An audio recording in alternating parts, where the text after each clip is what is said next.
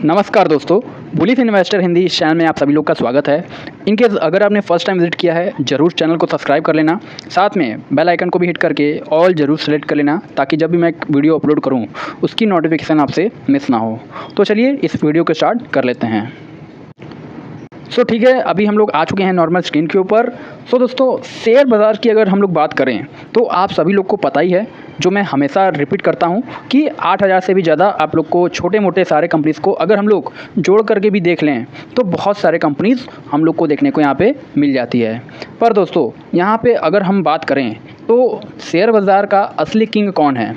असली किंग मतलब ऐसा कौन सा शेयर है जो कि नंबर 1 है शेयर बाज़ार का?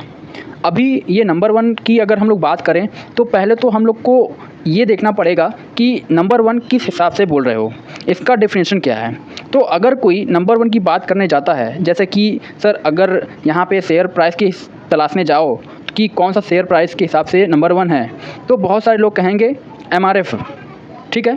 दैन उसी के साथ साथ जिनको शेयर बाज़ार में अच्छा खासा टाइम हो चुका है, वो क्या करेंगे, वो बोलेंगे मार्केट कैपिटलाइजेशन के हिसाब से रैंकिंग की जाती है। अभी ये मार्केट कैपिटलाइजेशन क्या होता है कि MPPS, मार्केट प्राइस पर शेयर, जो कंपनी का अभी करंट शेयर प्राइस चल रहा है इनटू नंबर ऑफ़ शेयर्स जो मार्केट में ट्रेड कर रहे हैं।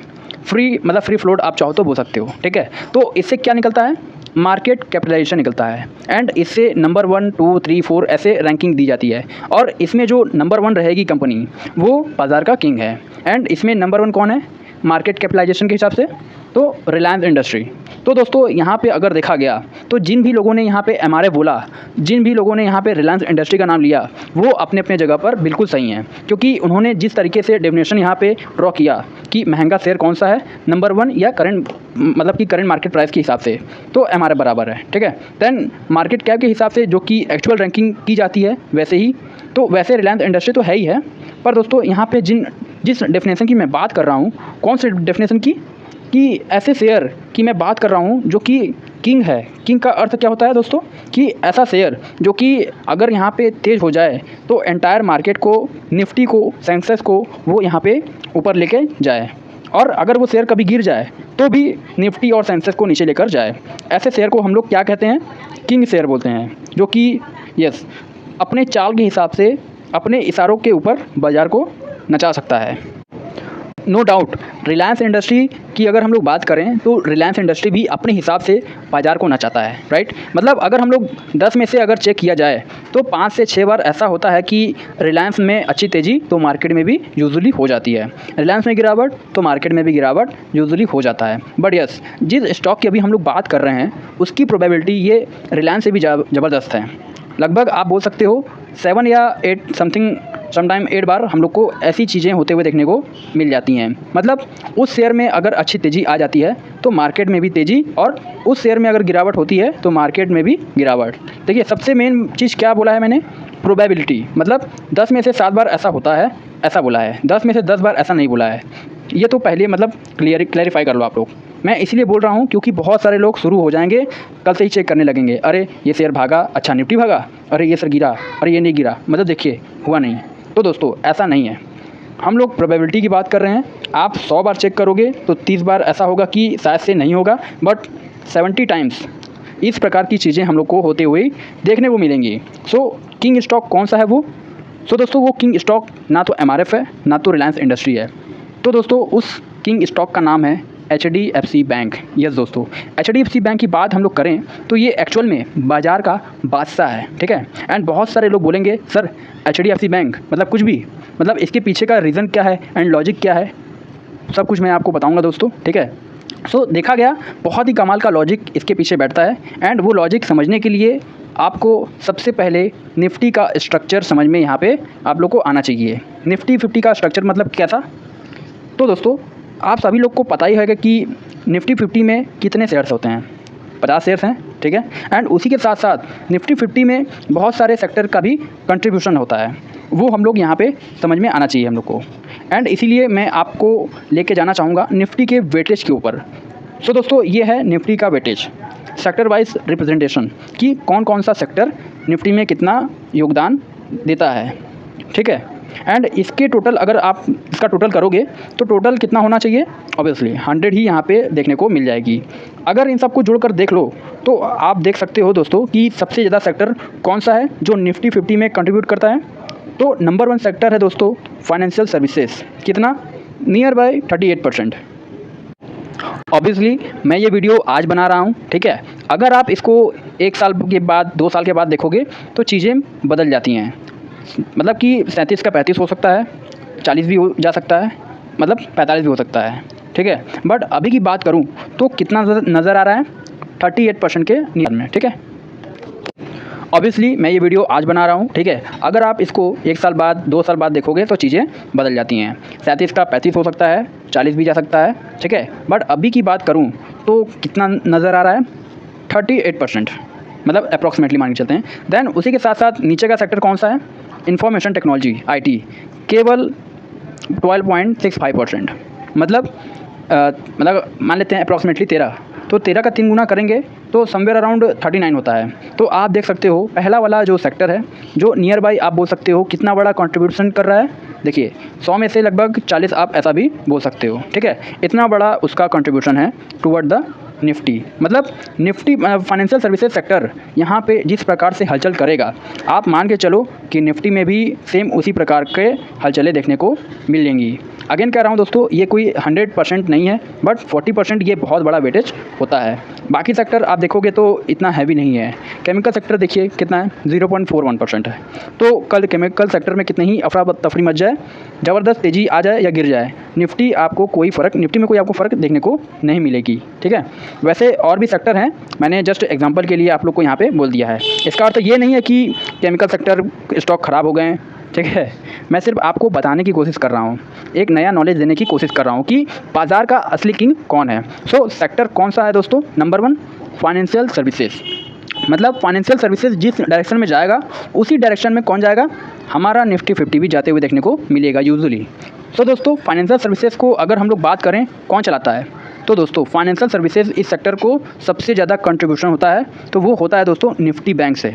यस दोस्तों, निफ्टी बैंक की अगर हम लोग बात करें तो इनडायरेक्टली फाइनेंशियल सर्विस का, मतलब फाइनेंशियल सर्विस इस गाड़ी का ड्राइवर है। तो दोस्तों निफ्टी बैंक जैसा चलेगा वैसे ही आप बोल सकते हो फाइनेंशियल सर्विसेज भी चलेगा। एंड अल्टीमेटली निफ्टी बैंक का ड्राइवर कौन है, तो दोस्तों निफ्टी बैंक का ड्राइवर है HDFC बैंक, क्योंकि HDFC बैंक ही बैंकिंग सेक्टर की नंबर 1 कंपनी है। एंड HDFC बैंक जिस प्रकार से मूव होता है एंटायर हम लोग को बैंकिंग सिस्टम में वो मूवमेंट देखने को मिलता है, एंड यही मूवमेंट यहाँ पे पास ऑन होते हुए देखने को मिल जाता है। तो रीज़न है दोस्तों इसके पीछे का। एंड प्लस उसी के साथ साथ अगर हम लोग स्टॉक वाइज भी बात करें कि सबसे ज़्यादा वेटेज कौन से स्टॉक का देखने को मिलता है, तो रिलायंस तो है ही नंबर 1 जैसे मैंने आपको पहले ही कहा था, बट नंबर 2 पे भी देखिए कौन है, HDFC बैंक 8.90, मतलब कि 9% के, नो डाउट। ICICI बैंक भी उसके नीचे ही है, आप देख सकते हो धीरे धीरे करके ऊपर वो आते हुए देखने को मिल रहा है। बट यस, फिलहाल की अगर हम लोग प्रेजेंट की भी बात करें तो HDFC बैंक क्या नज़र आ रहा है, 8.90%। फ़िलहाल तो यहाँ पे सॉलिड तरीके से इंडिविजुअल बेसिस के हिसाब से भी यहाँ पे कंट्रीब्यूट करता है, एंड प्लस उसी के साथ साथ बाकी चीज़ों को भी यहाँ पर डाइवर्ट करवाता है। सो आई होप दोस्तों आपको लॉजिक यहाँ पे क्लियर हुआ होगा, और इसके पीछे का कंक्लूजन क्या निकल के आता है फाइनली, यस, कि HDFC बैंक ये असली बाज़ार का किंग है, क्योंकि HDFC बैंक जैसे चलेगा आप पकड़ के चलना कि बाकी बैंक्स इसको फॉलो करेंगे तो अल्टीमेटली निफ्टी बैंक वैसे ही चलेगा। अगर निफ्टी बैंक भी वैसे ही चलते हुए यूजली देखने को मिलेगा तो निफ्टी फाइनेंशियल सर्विसेज अल्टीमेटली वैसा ही चलेगा, एंड निफ्टी फाइनेंशियल सर्विसेज जैसा चलेगा तो 40% कंट्रीब्यूट करता है तो निफ्टी 50 का, तो निफ्टी 50 भी वैसे ही मतलब चलेगा। तो ये इसके पीछे का चेन है दोस्तों, ये चेन हम लोग को यहाँ पे देखने को मिल रहा है, एंड इस चेन का असली किंग कौन है, HDFC बैंक। इसीलिए दोस्तों यहाँ पे HDFC बैंक जिस प्रकार से चलता है यूजुअली उसका जो चाल ढंग है वो हम लोग को ऑलमोस्ट बाज़ार की तरह देखने को मिलता है, या फिर बाज़ार का चाल ढंग भी HDFC बैंक की तरह देखने को मिलता है। अगर आप चाहो तो इस ग्राफ को भी देख सकते हो, आपको समझ में ही नहीं आएगा कि निफ्टी 50 का ग्राफ कौन सा है एंड HDFC बैंक का ग्राफ कौन सा है, ठीक है। तो ये इसके पीछे का रीज़न हम लोग को देखने को मिल रहा है। नो डाउट अभी आने वाले समय में हम लोग को मर्जर होते हुए देखने को मिल जाएगा, कंप्लीट ही होने वाला है लगभग merger HDFC bank and HDFC limited. उसके बाद की रणनीति क्या होती है, उसके बाद की स्थिति क्या होती है, उसके बाद का वेटेज क्या होता है, ये हम लोग एक बार वापस से चेक जरूर करना पड़ेगा हम लोग को। बट फिलहाल हम लोग कह सकते हैं दोस्तों जो बाज़ार का असली किंग है यस, वो हम लोग को एचडीएफसी बैंक ही देखने को मिल जाता है। और अगर इस चीज़ को अगर आपको और थोड़ा बेटर वे में समझना है तो ऑब्वियसली हम लोग को सभी का ग्राफ ओपन कर लेते हैं। सभी ग्राफ मतलब वही HDFC bank, bank Nifty, Nifty 50, then Nifty financial services.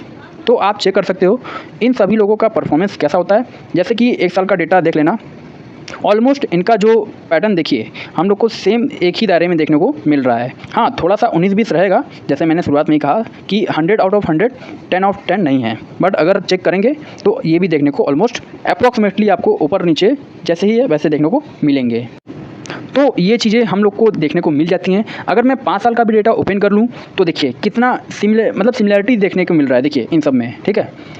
तो ये बताने की कोशिश मैं कर रहा था कि एक्चुअल में अगर देखा गया कि एचडीएफसी बैंक का मूड कैसा है, ये आप लोगों ने यहाँ पर चेक करना चाहिए। अगर उसका मूड अच्छा तो आप समझ लेना कि हाँ, इस प्रकार का इम्पैक्ट यहाँ आके यहाँ से अल्टीमेटली निफ्टी का भी मूड उसी डायरेक्शन में लेकर यहाँ पे जाता है।